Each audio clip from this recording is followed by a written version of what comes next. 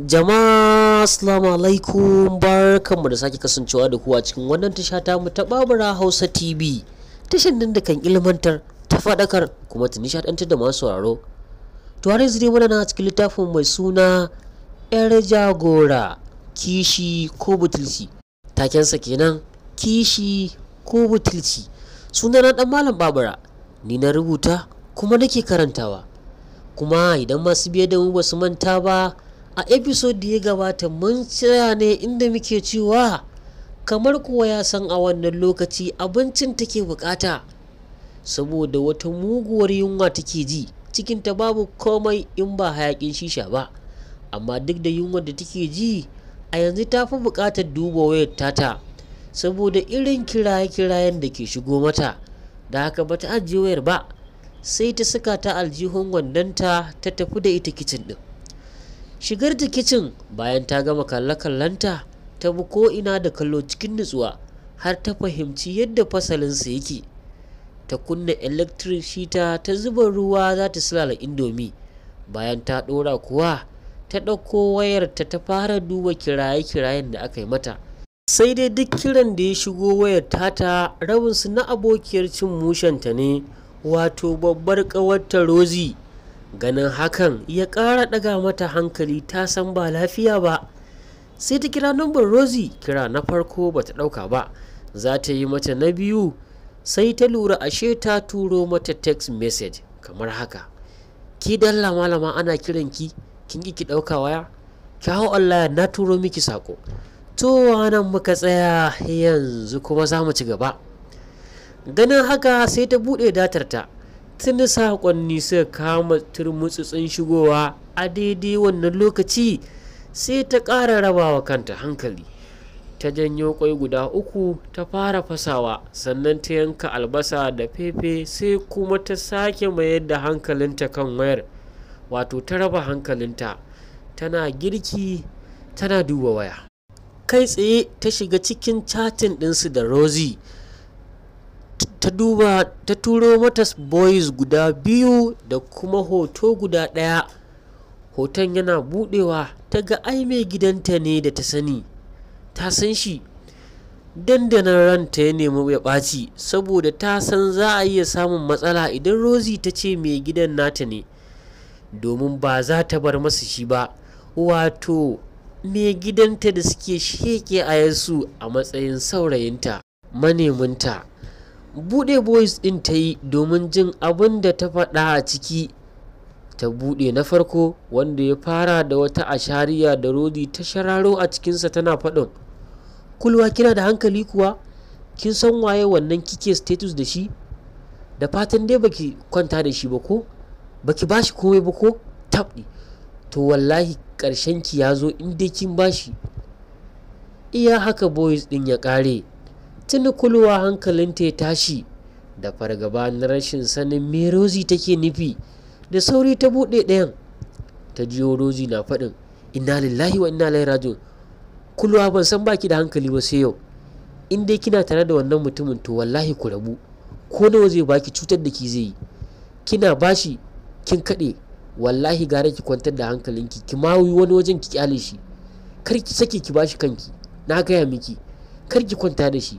Shi ne fa Alhaji Mati Kanjamau, shi ne ya goga wa Ummi Loji cutar HIV. Ta fare ta ƙare. Na shiga uku, Kulwa ta furta. Tuni jiri ya ɗauke ta, ta yi baya za ta faɗi.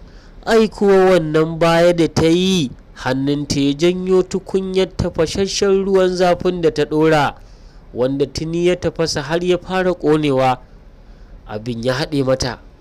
Ta kurmama wani uban ihu mai ɗaukar hankali, ta faɗa sume. Allah ya taimaka, a lokacin Habibu yana falo. Wannan ƙaran faɗuwa da ihun da ta yi a kan kunnensa, da sauri ya ajiye wayar hannunsa ya nufi kicin ɗin. Yana shiga ya ganta zuba a ƙasa, ga kuma electric har ta yi ja. Da sauri ya kashe, sannan ya juya kanta, yana kiran sunanta, yana jijjiga ta. A matuƙar razana yake sosai. Ya shiga sambatu: na shiga uku, ki tashi Hawwa'u, karki mutu baki tubar wa Allah ba. Hawwa'u ki tashi, menene? ya manta da cewa mutum yana wani abu mai suna suma saboda yadda ya razana, saboda yana jin tamkar idan ta mutu shi ma abin tuhuma ne a wajen Allah. Yana fatan sai ta tuba ta shiri sannan ta mutu. Yau ina ruwan Allah. Hankalinsa ne ya kai kan kafarta, ashe wannan ruwa ya wanke kafar tuni, fatarta ta canza ta kwaye, daman duk man bulitin ya siɗe kafar, da haka ruwan ya mata mummunan ƙonawa. Sai a lokacin ya tuno da batun suma, ya rungumo ta da sauri ya fito da ita, ya zuba mata wani sumamman ruwa wanda ya daskare har ya fara yin ƙanƙara. Tuni ta farfado tana haki. Ya ce, sanda Hauwa'u. Ta buɗe idanta, sai kuwa lamarin ya faɗo mata. Ta rushe da kuka tana faɗin, ƙanjamau, wayo Allah, na shiga uku, ya goga min ƙanjamau. A matuƙar razana ya ji wannan magana, ya ji kalmar ta yi nauyi. Ya ce, Hauwa, me kike nufi? Waye kike magana ya goga miki? Ya aka kika sani? Waye gaya miki? Wace kina da ƙanjamau? Ba ta ƙara wata magana ba. Zafin ƙunar da ƙafarta ta yi ya shiga ya ratsa ta kowane sashe na jikinta. Ta ƙara sakin wani ihu, ta janyo ƙafar tana kaɗa hannu, zafi sosai. Da sauri ya tashi ya ɗauko ki ɗin mota, ya kamo ta, suka fito suka nufi asibiti. Shiga aka yi da ita emergency room. Ashe wannan ƙuna ta taɓa kan ƙafarta sosai, ya ƙone. Abin ƙyanƙyami yadda naman ta ya fito. Ta sha baƙar azaba a wajen aikin ƙafar. Duk yadda aka yi mata allurai na kashe zafin ciwo, amma azaba take sha. Shi kansa Habibu mamaki yake yadda ƙafar ta yi kamar wacce aka tsinto a ɗakin gobara. Ya tambayi likitan, ya ce, Dakto, wai me ya kawo wannan ƙunar da yawa? Ruwan zafi ne fa kawai, amma ga yadda ƙafar da yadda naman ta ya fito ya yi wani kala haka. Dakto ya ce, ai wannan ba aikin ruwan zafi ba ne kawai, bulitin take yi.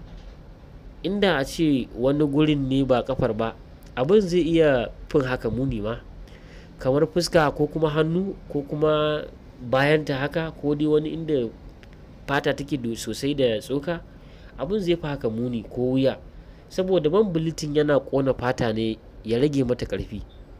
Shi yasa ganta haka. Dole sai an yi mata aiki sosai, amma za ta samu sauƙi insha Allah. Akwai allurai da magungunan da za mu yi amfani da su. Za ta ɗau aƙalla 1 week kafin mu sallame ku, idan aikin ya mana yadda muke so kenan. Aka san haka kuma sai yadda hali ya yi gaskiya. So a yi addu'a kawai.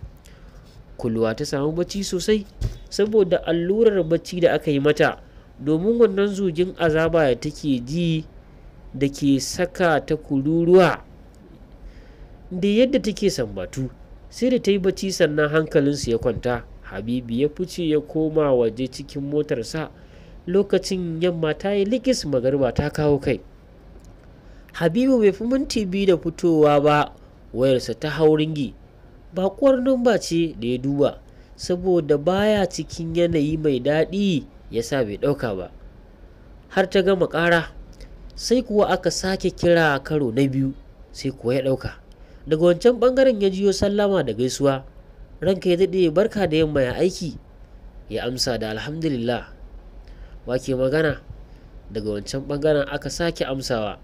Ranka ya daɗe, Lawan ne, wanda ka baiwa katinka, Lawan ɗan sanda. Lawan ya rasa ta yadda zai masa bayani, kawai kuwa ya jero masa a haka. Ai kuwa Habibu sarai ya gano shi. Ya ce, sannu ɗan uwa, ya gida, ya su baba?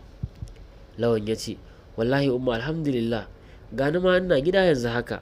Na dawo na bata labarin haɗuwar mu, to ta yi farin ciki sosai, da haka ta ce na kira ka, ga ta za ku yi magana. Umma ta karɓa, hannunta har rawa yake yi. Ta ƙara wayan a kunnenta. Assalamu alaikum yaran albarka. Wani irin abu Habibu ya ji ya soke shi a ƙirji lokacin da ta kira shi da yaran albarka. Farin ciki ya kama shi, ya ji a ransa ina ma a ce mahaifiyarsa ce ta gaya masa. Duk da cewa kullum cikin shan addu'a da albarka yake a wajen jama'a, to amma wannan ta musamman ce, domin tun da yake bai taɓa jin makamanciyar wannan kalma a bakin mahaifiyarsa da ta haife shi ba. Habibu har yana limshe ido saboda jin daɗin addu'ar, saboda farin ciki ya amsa da wa alaikum salam umma, na gode. Umma ta ce Allah na gode ma, wannan ita ce ranar da naɗe ina fatan gani, ranar da zan ganka. Yau na ji muryarka, na san ba jimawa zan ganka. Ka taimaka ka zo na ganka kafin na koma ga mahalicina. Ka taimake ni ka cece ni ɗan nan. Ban san ka ba, ka taimake ni ka cece ni. Ban taɓa ganin ka ba. Yaran nan Allah ya maka albarka, ya kare ka daga maƙiyanka.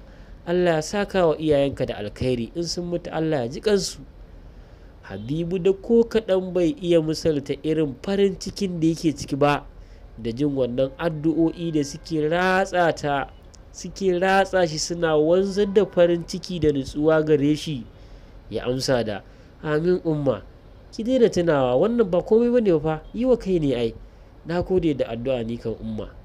Umma ta ce yaro idan ban yi maka addu'a ba ai na yi wa Allah laifi. Ya sunanka? Ya ce sunana Habibu. Allah ya maka albarka Habibu, kaji?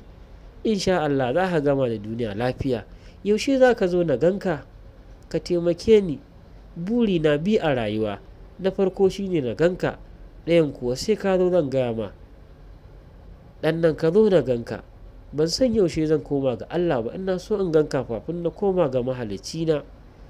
Irin farin cikin da Habibu yake ciki da wannan sanya albarka da take yi masa, domin ji yake kamar mahaifiyarsa ce ita a gare shi. Bai san lokacin da ya ce shikenan umma, ga nan zan zo yanzu idan na yi sallah insha Allah. Amma ban san gidan ba, Lawan ya turo min da adres ta waya. Tuni ya manta da yanayin da ake ciki na zuwansa asibiti da halin 'yar uwarsa, saboda wannan addu'o'i na umma da ya ratsa shi, domin bai taɓa jinsu ba tun da yake a bakin mahaifiyarsa, sai yake ji tamkar mahaifiyarsa ce ke yi masa.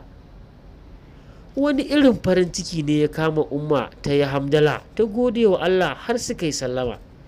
Bayan sun gama waya, Lawan ya tura masa da adres. Umma ta tashi da kanta ta gargaɗi Murja, suka tashi da hanzari suka ɗora masa girki. Murja ta kama jajjagen kayan miya, Lawan kuwa ya fita da sauri titi ya samo naman miya. Umma ta ɗora girki, dandanan suka tashi suka kimtsa suka yi masa girki farar shinkafa da miya. Umma ta sa Murja ta gwalla wanka ta yi tsatsaf da ita. Cikin ƙanƙanin lokaci suka yi wa gidan rubdugu, suka gyara ko'ina, da yake matsakaicin gida ne, sannan ba wani tarkace suka tara a gidan ba. Suka gyara ko'ina ya yi fes. Lokacin har an fara kiran sallan magariba. Ɗan ƙaramin falonsu kuwa ya turnike da ƙamshin turaren wuta. Lokacin kuwa Allah ya sa akwai wutan nefa. To masu sauraro za mu kwana nan sai kuma mu haɗa episode na gaba.